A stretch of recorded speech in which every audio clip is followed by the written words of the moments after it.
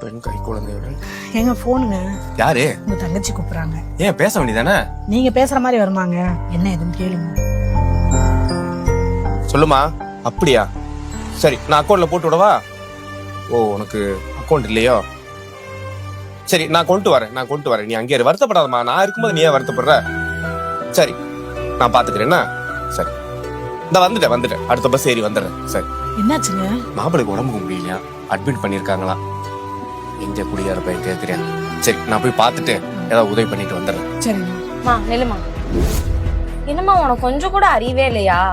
அப்பா என்னன்னா அக்காலும் தங்கச்சிக்கு வாரி வழங்கிட்டு இருக்காரு.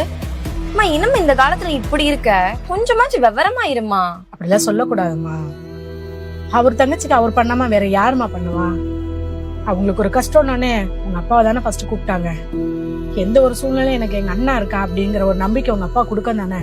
அண்ணன் தங்கச்சி உறவை வார்த்தையில சொல்ல முடியாதுமா, உணரதான் முடியும். நீ இன்னொரு வீட்டுக்கு போற பொண்ணு, எல்லாம் பேசக்கூடாது. அங்க போய் எல்லாத்தையும் புரிஞ்சு நடந்துக்கணும். புரியுதா? சாரிம்மா. சரி, நான் போய் பார்த்துட்டு வந்துடுறேன். சரிங்க. 2 நாள் கூட இருந்து நல்லா பாத்துக்குங்க.